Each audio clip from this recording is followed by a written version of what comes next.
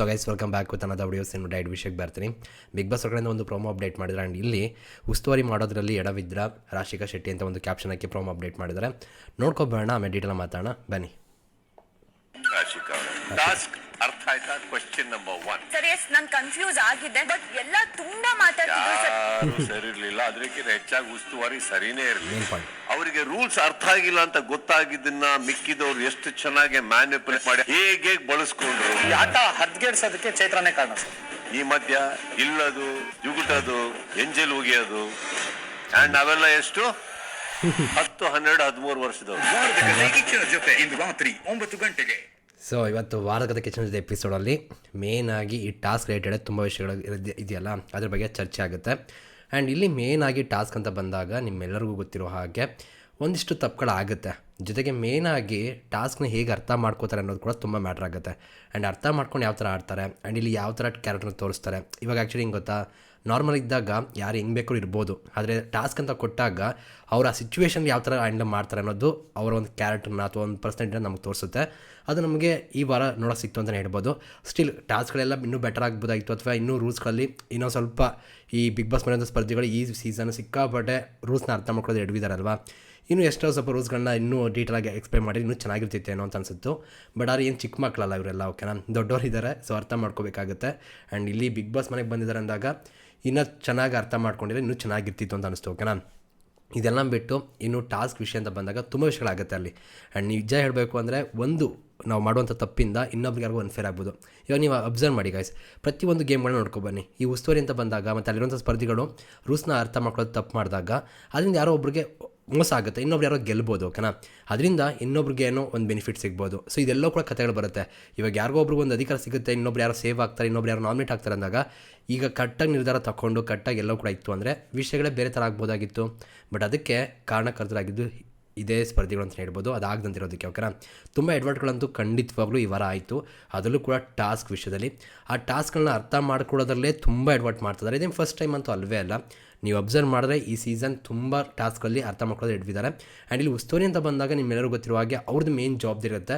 ಅವರು ಕೂಡ ಒಂದು ಟಾಸ್ಕ್ನ ಅರ್ಥ ಮಾಡ್ಕೊಳ್ಳೋದು ತುಂಬ ಕನ್ಫ್ಯೂಷನ್ ಕ್ರಿಯೇಟ್ ಮಾಡ್ಕೋತಾರೆ. ಅದ್ರ ಜೊತೆಗೆ ಅವ್ರೇನಾದರೂ ಹೇಳಿದರೆ ಅದನ್ನು ಮ್ಯಾನಿಪುಲೇಟ್ ಮಾಡೋಂಥದ್ದು ಅಥವಾ ತಿರ್ಚುವಂಥ ಕೆಲಸಗಳು, ಜೊತೆಗೆ ಹೇಳೋದನ್ನ ಅರ್ಥ ಮಾಡ್ಕೊಳ್ಳೋದ್ರಲ್ಲಿ ಇಲ್ಲಿರುವಂಥ ಸ್ಪರ್ಧಿಗಳು ಕೂಡ ತುಂಬ ತಪ್ಪು ಮಾಡಿದ್ರು ಅಂತ ಹೇಳ್ಬೋದು. ಬಟ್ ಏನಪ್ಪ ಮ್ಯಾಟ್ರ್ ಆಗುವಂಥದ್ದಂದರೆ ಇಲ್ಲಿ ಉಸ್ತುವಾರಿ ತಮ್ಮ ಕೆಲಸನ ಕಟ್ಟಾಗಿ ಮಾಡಿದ್ರಾ ಇಲ್ವಾ ಅನ್ನೋಂಥದ್ದು. ಆ್ಯಂಡ್ ನಿಮ್ಗೆ ಅನಿಸುತ್ತೆ ಗೈಸ್, ರಾಶಿಕಾ ಶೆಟ್ಟಿ ಅವರು ಉಸ್ತುವಾರಿ ಕಟ್ಟಾಗಿ ಮಾಡಿದ್ರು ಅಂತ ಅನ್ಸುತ್ತಾ, ಮಾಡಿಲ್ಲ ಅಂತ ಅನ್ಸುತ್ತಾ? ಕಮೆಂಟ್ ಸೆಕ್ಷನ್ ತಿಳಿಸಿ ನೋಡೋಣ. ಆ್ಯಂಡ್ ಈಗ ಪ್ರೋಮೋದಲ್ಲಿ ಒಂದಿಷ್ಟು ವಿಷಯಗಳಿದೆ, ಅದು ನೋಡ್ತಾ ರಿಯಾಕ್ಷನ್ ಕೊಡ್ತಾ ಡೀಟೇಲ್ ಮಾತಾಡ್ತಾ ಹೋಗೋಣ ಬನ್ನಿ.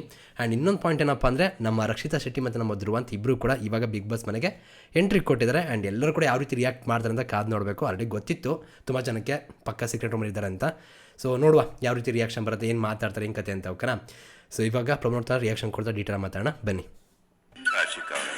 ಆ್ಯಂಡ್ ಮೇಯ್ನಾಗಿ ರಾಶಿಕ್ ಅವ್ರನ್ನೇ ಪಾಯಿಂಟ್ ಔಟ್ ಮಾಡ್ಕೊಂಡು ಸುದೀಪಣ್ಣ ಮಾತಾಡ್ತಿದ್ದಾರೆ, ಓಕೆನಾ. ಅರ್ಥ ಆಯ್ತಾ? Question number 1. ಸರ್ ಎಸ್ ನಾನು ಕನ್ಫ್ಯೂಸ್ ಆಗಿದ್ದೆ, ಬಟ್ ನೋಡಿ ಇಲ್ಲಿ ಒಂದೇನಪ್ಪ ಅಂದರೆ, ಯಾಕೆ ಇವ್ರನ್ನೇ ಫಸ್ಟ್ ಕೇಳ್ತಿದ್ದಾರೆ ಅಂದರೆ, ಒಂದು ಈ ವಾರ ಅವ್ರು ಕ್ಯಾಪ್ಟನ್ ಆಗಿದ್ರು, ಓಕೆನಾ. ಸೊ ಫಸ್ಟು ಆ ವಿಷಯ. ಜೊತೆಗೆ ಇನ್ನೊಂದೇನಪ್ಪ ಅಂದರೆ ಉಸ್ತುವಾರಿ. ಸೊ ಇವಾಗ ಉಸ್ತುವಾರಿ ಅಂತ ಬಂದಾಗ ಮೇನ್ ಅವ್ರದ್ದೇ ಪಾತ್ರ ಇರುತ್ತೆ. ಅಲ್ಲಿ ತಪ್ಪು ಯಾವುದಾಗ್ತಿದೆ, ಸರಿ ಯಾವುದಾಗ್ತಿದೆ, ಎಲ್ಲಿ ಸರಿ ಮಾಡ್ಕೋಬೇಕು, ಪಾಸ್ ಕೊಡಬೇಕಾ, ಕೊಡಬಾರ್ದಾ, ಇಲ್ಲಿ ಫೇರ್ ಆಗ್ತಿದೆಯಾ, ಅನ್ಫೇರ್ ಆಗ್ತಿದೆಯಾ, ಎಲ್ಲ ಕೂಡ ನೋಡಬೇಕಾಗುತ್ತೆ. ಮೇನ್ ಜವಾಬ್ದಾರಿ ಅವ್ರಿಗಿರುತ್ತೆ. ಆ್ಯಂಡ್ ಅದನ್ನು ಯಾವ ಥರ ನಿಭಾಯಿಸ್ತಾರೆ ಅನ್ನೋದ್ರ ಮೇಲೆ ಪ್ರತಿಯೊಂದು ವಿಷಯಗಳ ಡಿಪೆಂಡ್ ಆಗ್ತಾ ಹೋಗುತ್ತೆ, ಓಕೆನಾ. ಎಲ್ಲ ತುಂಬಾ ಮಾತಾಡ್ತಿದ್ರು ಸರ್. ಯಾರು ಸರಿ ಆ್ಯಂಡ್ ಇಲ್ಲಿ ಒಂದು ವಿಷಯ ಏನಪ್ಪ ಅಂದರೆ, ರಾಶಿಕಾ ಶೆಟ್ಟಿ ಅವರು ಹೇಳೋ ಪ್ರಕಾರ ಕನ್ಫ್ಯೂಸ್ ಆಗಿದ್ರು ಅನ್ನೋದು ಕ್ಲಿಯರಾಗಿ ಒಪ್ಕೋತಿದ್ದಾರೆ. ಈಗ ಕನ್ಫ್ಯೂಸ್ ಆದರು ಅಂದರೆ ನಿಮಗೆ ಕ್ಲಿಯರಾಗಿ ಗೊತ್ತಾಗುತ್ತೆ, ಯಾವುದೇ ವಿಷಯಗಳು ಕೂಡ ಸರಿಯಾಗಿ ಕ್ಲಿಯರಾಗಿ ಡಿಸಿಷನ್ ತೊಗೊಳಕ್ಕಾಗಲ್ಲ. ಅದೇ ಅಲ್ಲಿ ಆಗಿದ್ದಂಥದ್ದು. ಅವತ್ತು ನೋಡ್ತಿರ್ಬೇಕಾದ್ರೆ ನಿಜವಾಗ್ಲೂ ರಾಶಿಕಾ ಶೆಟ್ಟಿ ಅವರು ಪಾಪ ಅಂತ ಅನ್ನಿಸ್ತು. ಯಾಕಂದರೆ ಆ ಟಾಸ್ಕಲ್ಲಿ ಒಂದು ಪ್ರಾಬ್ಲಮ್ ಇತ್ತೇನಿತ್ತು ಅಂದರೆ, ಒಂದು ತೆಗೆದ್ರೆ ತಿರ್ಗಾ ಹಾಕ್ಬೇಕಾ ಬೇಡವಾ, ಮತ್ತೆ ಇಟ್ಕೋಬೋದಾ, ಇವ್ರು ಕೊಡ್ಬೋದಾ, ತಿರ್ಗಾ ಅದು ಹಾಕ್ಬೋದಾ, ಇವಾಗ ಓಪನ್ ಇರೋದನ್ನ ಮತ್ತೆ ಮುಚ್ಚಂಗಿಲ್ವಾ, ಈ ಥರ ಒಂದೊಂದು ಇತ್ತು, ಓಕೆನಾ. ಮತ್ತು ಎರಡು ಕಡೆ ನಡೆಯೋದ್ರಿಂದ ಒಂದೇ ಕಡೆ ನಿಂತ್ಕೊಂಡು ಎಲ್ಲನೂ ಕೂಡ ನೋಡೋದಿದೆಯಲ್ಲ, ಅದಿಷ್ಟು ಈಸಿ ಕೂಡ ಇರಲಿಲ್ಲ, ಕಷ್ಟ ಇತ್ತು, ಓಕೆನಾ, ರಾಶಿಕಾ ಶೆಟ್ಟಿ ಅವ್ರಿಗೆ. ಆದರೆ ಇಲ್ಲೇ ನಿಮ್ಮ ಕ್ಯಾರೆಕ್ಟರ್ ಗೊತ್ತಾಗುವಂಥದ್ದು, ನೀವು ಪಾಸ್ ಮಾಡೋವಂಥದ್ದು, ಇನ್ನೊಬ್ಬರನ್ನ ಯಾರೋ ಎಲ್ಪ್ ತೊಗೊಳ್ಳೋಂಥದ್ದಾಗ್ಬೋದು, ಯಾವ ರೀತಿ ನೀವು ಮಾಡ್ತೀರಾ, ಪ್ರೊಯಾಕ್ಟಿವ್ ಆಗಿ ಯಾವ ಥರ ಥಿಂಕ್ ಮಾಡ್ತೀರಾ, ಇದ್ರ ಮೇಲೆ ನಿಮ್ಮ ಒಂದು ಪರ್ಸನಾಲಿಟಿನೋ ಅಥವಾ ನೀವು ಎಷ್ಟು ಮೆಚ್ಯೂರ್ ಆಗಿದ್ದೀರಾ, ಯಾವ ಥರ ಲೀಡರ್ ನೀವು, ಪ್ರತಿಯೊಂದು ವಿಷಯಗಳು ಕೂಡ ನಮಗೆ ಗೊತ್ತಾಗ್ತಾ ಇತ್ತು. ಬಟ್ ಅದರಲ್ಲಿ ಸ್ವಲ್ಪ ಕನ್ಫ್ಯೂಷನ್ ಮಾಡ್ಕೊಂಡಿರೋದ್ರಿಂದ ತುಂಬ ವಿಷಯಗಳು ತಪ್ಪಾಯಿತು ಅಂತ ನನಗೂ ಕೂಡ ಅನಿಸ್ತು, ಓಕೆನಾ. ಇರಲಿಲ್ಲ, ಅದಕ್ಕಿಂತ ಹೆಚ್ಚಾಗಿ ಉಸ್ತುವಾರಿ ಸರಿನೇ ಇರಲಿಲ್ಲ. ಆ್ಯಂಡ್ ಇವಾಗ ಇವ್ರು ಹೇಳಿದ ಪ್ರಕಾರ ನೋಡಿದಾಗ ಅಲ್ಲಿ ಎಲ್ಲರೂ ಕೂಡ ಜಾಸ್ತಿ ಮಾತಾಡ್ತಿದ್ರು. ಆ್ಯಂಡ್ ಇಲ್ಲಿ ಇನ್ನೊಂದು ವಿಷಯ ಗೊತ್ತಾ, ಬೇರೆಯವರು ಎಲ್ಲರೂ ಕೂಡ ಚಿಕ್ಕ ಮಕ್ಕಳು ಕೂಡ ಅಲ್ಲ. ಸೊ ಎಲ್ಲರೂ ಕೂಡ ಎಲ್ಲ ದೊಡ್ಡವರಾಗಿದ್ದಾರೆ ಆ್ಯಂಡ್ ಎಲ್ಲ ಕೂಡ ಗೊತ್ತಿದೆ. ಅದೆಲ್ಲ ಗೊತ್ತಿದ್ರೂ ಕೂಡ ಅವ್ರು ಆಡಿದಂಥ ರೀತಿಗಳು, ಮಾತಾಡಿದಂಥ ಮಾತುಗಳು ಆ್ಯಂಡ್ ರೂಲ್ಸ್ನ ಬರೀ ಇವರೊಬ್ಬರೇ ಓದಿರೋದನ್ನ ಕೇಳಿಸ್ಕೊಂಡಿರ್ತಾರೆ. ಬೇಕು ಅಂದರೆ ಕ್ಲಾರಿಟಿ ಬೇಕು ಅಂದರೆ ಗೇಮ್ನ ನಾವು ಕಟ್ಟಾಗಿ ಆಡಬೇಕು ಅನ್ನೋದಿತ್ತು ಅಂದರೆ ನೀವು ಆರಾಮಾಗಿ ಹೋಗ್ಬಿಟ್ಟು ಆ ಬುಕ್ಸ್ನ ಅಂದರೆ ರೂಲ್ಸ್ ಬುಕ್ ಇರುತ್ತಲ್ಲ ಅದನ್ನು ಓದಿದ್ರೆ ಮುಗಿತಿತ್ತು. ಎಲ್ಲ ಕೂಡ ಕ್ಲಿಯರಾಗಿ ಅಲ್ಲೇ ಅರ್ಥ ಆಗ್ತಿತ್ತು. ಅದನ್ನು ಅರ್ಥ ಮಾಡಿಕೊಂಡು ಬೆಟರ್ ಒಂದು ಲೀಡರಾಗಿ ಕಾಣಿಸ್ಕೋಬೇಕಿತ್ತು. ಇವಾಗ ಈ ವಾರ ಯಾರೋ ಒಬ್ಬರು ಮಾತ್ರ ಕ್ಯಾಪ್ಟನ್ ಆಗಿ ಸಾಧ್ಯ ಅಲ್ವಾ, ಬಟ್ ಲೀಡರಾಗಿ ಕಾಣಿಸ್ಕೋಬೇಕು ಅಂದರೆ ಎಲ್ಲರೂ ಕೂಡ ಆಗ್ಬೋದಾಗಿತ್ತು. ಬಟ್ ಅದನ್ನು ಪ್ರಯತ್ನ ಪಟ್ರ ಇಲ್ಲ, ಎಲ್ಲರೂ ಕೂಡ ಒಂದು ಏನೋ ಸಿಗುತ್ತೆ ಅಂದರೆ ಅದನ್ನೇನೋ ಯೂಸ್ ಮಾಡಿಕೊಂಡು ಗೆಲ್ಲಬೇಕು ಅಂತ ನೋಡ್ತಾರೆ. ಬಟ್ ಮೋಸ್ಟಿಂದ ಗೆಲ್ಲೋದು ಎಷ್ಟು ಮಟ್ಟಿಗೆ ಸರಿ ಅದನ್ನು ಸ್ಟ್ರಾಟಜಿಯಿಂದ ಕೂಡ ಹೇಳ್ಬೋದು, ಅಥವಾ ಮ್ಯಾನಿಪುಲೇಟ್ ಮಾಡಿ ಗೆಲ್ತಿದ್ದಾರೆ ಅಂತ ಕೂಡ ಹೇಳ್ಬೋದು. ಮ್ಯಾನಿಪುಲೇಟ್ ಆಗೋದು ಎಷ್ಟೊಂದು ಈಸಿನ ಇವ್ರಿಗೆ ಅಷ್ಟು ಗೊತ್ತಾಗಲಿಲ್ಲ ಅಂತ ಕೂಡ ಹೇಳ್ಬೋದು ಬೇರೆಯವ್ರಿಗೆ, ಓಕೆನಾ. ಬಟ್ ಏನಿದ್ರು ಕೂಡ ತಮ್ಮ ತನ ಅಂತ ಬಂದಾಗ ಅವರೊಬ್ಬ ಲೀಡರ್ ಆಗಿ ಕಾಣಿಸ್ಬೋದಾಗಿತ್ತು ಇಲ್ಲಿರುವಂಥ ಸ್ಪರ್ಧಿಗಳು. ಅದನ್ನಂತೂ ಮಿಸ್ ಮಾಡ್ರು ಅಂತ ಅನ್ಸುತ್ತೆ.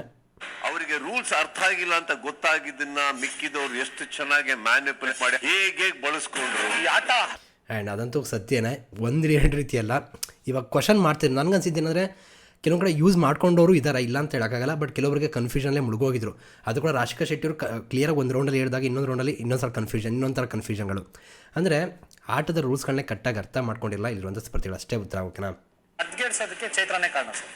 ಆ್ಯಂಡ್ ಅವತ್ತು ನೀವು ನೋಡಿದರೆ ಅವ್ರ ರಿಯಾಕ್ಷನ್ಗಳು, ಆ್ಯಂಡ್ ಅವ್ರು ಒಪ್ಕೊಂಡ್ರು, ಆ್ಯಂಡ್ ಅವರಿಂದ ತಪ್ಪಾಗಿರೋದನ್ನೆಲ್ಲನೂ ಕೂಡ ಸಾರಿ ಕೂಡ ಕೇಳಿದ್ದಾರೆ. ಸೊ ಹಾಗಾಗಿ ಅವ್ರು ಪಕ್ಕ ತಪ್ಪು ಮಾಡೋದು ನಮಗೆಲ್ಲರೂ ಕೂಡ ನೋಡಿದ್ದೀವಿ. ಆ್ಯಂಡ್ ಅವರು ಒಪ್ಕೊಂಡಿರೋದ್ರಿಂದ ಅವ್ರದ್ದೇ ತಪ್ಪು. ಆ್ಯಂಡ್ ಅವರು ಬಾಯಿ ಸ್ವಲ್ಪ ಜಾಸ್ತಿ ಇದೆ, ಅದನ್ನು ಅಡ್ವಾಂಟೇಜಾಗಿ ತೊಗೊಳಕ್ಕೆ ನೋಡೋದು ತಪ್ಪಲ್ಲ. ಆದರೆ ನಿಮ್ಮ ಒಂದು ವಿಷಯ ಏನಿದೆ ಅದು ಕರೆಕ್ಟಾಗಿದ್ದರೆ ನಿಮ್ಮ ಮಾತುಗಳಿಗೂ ಒಂದು ತೂಕ ಇರುತ್ತೆ. ಅದನ್ನು ಮಿಸ್ ಮಾಡ್ತಿದ್ದಾರೆ ಇಲ್ಲಿ ನಮ್ಮ ಚೈತ್ರ ಅವರು ಅಂತ ಅನಿಸುತ್ತೆ. ಈ ಮಧ್ಯ ಇಲ್ಲದು, ಜುಗುಟದು, ಎಂಜಲ್ ಉಗಿಯೋದು, ಇದೆಲ್ಲವೂ ಕೂಡ ನೀವು ನೋಡಿದಾಗ ಎಷ್ಟು ಅಸಹ್ಯ ಅಂತ ಅನ್ಸುತ್ತೆ. ಅಂದರೆ ಯಾಕಂದ್ರೆ ದೊಡ್ಡವರು ಇದ್ದಾರೆ, ಆ ಗಿಂಡೋ ರೀತಿ ಇರ್ಬೋದು, ಪರ್ಚೋ ರೀತಿ ಆಗ್ಬೋದು, ಆಮೇಲೆ ಉಗ್ರುಗಳು ಎಷ್ಟು ಕಷ್ಟ ಆಗುತ್ತೆ, ಅವ್ರ ರೀತಿ ಇರುತ್ತೆ. ಆ್ಯಂಡ್ ಜೊತೆಗೆ ಅಶ್ವಿನಿಗಳವರು ಕೂಡ ಪರವಾಗಿಲ್ಲ, ಅವ್ರ ಕಡೆನೂ ಕೆಲವೊಂದು ಮಿಸ್ಟೇಕ್ಗಳು ಆಗಿದೆ, ಆದರೂ ಕೂಡ ಕೆಲವೊಂದು ಕಡೆ ಸಹಿಸ್ಕೊಂಡ್ರಲ್ಲ ಅಂತ ಅನ್ಸುತ್ತೆ. ಹಳೆಯ ಅಶ್ವಿನಿ ಕೂಡ ಆಗ್ಬಿಟ್ಟಿದೆ, ರಂಪಾಟ ಇನ್ನೂ ಜಾಸ್ತಿನೇ ಆಗ್ತಿತ್ತು. ಬಟ್ ಇವಾಗ ಅವ್ರು ಬೆಟರಾಗಿ ಹ್ಯಾಂಡಲ್ ಮಾಡ್ತಾರೆ ವಿಷಯಗಳಂತ ಹೇಳ್ಬೋದು. ಆ್ಯಂಡ್ ಇಲ್ಲಿ ಆ ಥರ ಎಲ್ಲ ಚೈಲ್ಡಿಶ್ ಆಗಿ ಆಡಿದಂಥದ್ದು ಏನಿದೆ ಅದು ತುಂಬ ಅಸಹ್ಯವಾಗಿತ್ತು ಅಂತ ಅನ್ಸುತ್ತಪ್ಪ. ಆ್ಯಂಡ್ ನಾವೆಲ್ಲ ಎಷ್ಟು 10, 12, 13 ವರ್ಷದವರು.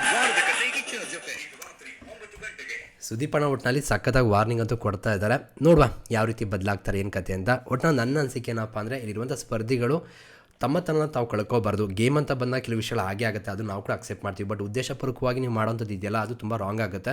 ಈಗ ಕೆಲವೊಂದು ವಿಷಯದಲ್ಲಿ ಫೇವರ್ ಮಾಡೋ ಹಾಗೆ ಅಂತ ಹೇಳ್ತಿದ್ರು. ಈಗ ತುಂಬ ಚೆನ್ನಾಗಿ ನೋಡ್ತಿರ್ಬೇಕಾದ್ರೆ ಅನ್ಸ್ಬೋದು, ಬಟ್ ರಿಯಾಲಿಟಿ ನೋಡಿದಾಗ ಎರಡು ಕಡೆಯಿಂದ ಕೂಡ ಮಿಸ್ಟೇಕ್ ಆಗ್ತಿತ್ತು. ಎಲ್ಲ ಉಸ್ತಿಗಳ ಕಡೆಯಿಂದ ಕೂಡ ಆಗ್ತಾಯಿತ್ತು, ಮತ್ತು ಗೇಮ್ ಮಾಡ್ತಿರೋ ಕಡೆಯಿಂದ ಕೂಡ ಆಗ್ತಿತ್ತು. ಸೊ ಹಾಗೆ ಇಲ್ಲಿ ಒಬ್ರು ಯಾರೋ ರೈಟ್ ಅಂತ ಹೇಳೋಕ್ಕೆ ಸಾಧ್ಯನೇ ಇಲ್ಲ. ಆ್ಯಂಡ್ ತಪ್ಪು ಅಂತ ಬಂದಾಗ ಚಿಕ್ಕ ತಪ್ಪು ದೊಡ್ಡ ತಪ್ಪು ಅಂತ ಬರೋದೇ ಇಲ್ಲ, ಓಕೆನಾ. ಸೊ ತಪ್ಪು ಅಂತ ಬಂದಾಗ ತಪ್ಪು ಅಷ್ಟೇ ಮುಗೀತು. ಆ್ಯಂಡ್ ಆ ರೀತಿ ನೋಡಿದಾಗ ಈ ಬಿಗ್ ಬಾಸ್ ಮೇಲಿರುವಂಥ ಪ್ರತಿಯೊಬ್ಬ ಸ್ಪರ್ಧಿ ಕೂಡ ತಪ್ಪುಗಳನ್ನ ಮಾಡಿದ್ದಾರೆ, ಮೋಸದ ಆಟಗಳು ಕೂಡ ಆಡಿದ್ದಾರೆ, ಅಥವಾ ಅವರ ಸ್ಟ್ರಾಟಜಿ ಕೂಡ ಇರ್ಬೋದು, ಅಥವಾ ಯಾಮರ್ಸಿ ಆಡುವಂಥ ಒಂದು ಆಟ ಅಂತ ಕೂಡ ಹೇಳ್ಬೋದು ಅವ್ರ ಕಡೆಯಿಂದ. ಬಟ್ ಏನಪ್ಪ ಅಂದರೆ ಇಲ್ಲಿ ಅವರ ವ್ಯಕ್ತಿತ್ವದ ಒಂದು ಪರ್ಸನಾಲಿಟಿ ಗೊತ್ತಾಗುತ್ತೆ ಅಂತಲೇ ಹೇಳ್ಬೋದು. ಅದರಲ್ಲಿ ತುಂಬ ಜನ ಎಡಗಿದ್ದಾರೆ ಈ ವಾರ.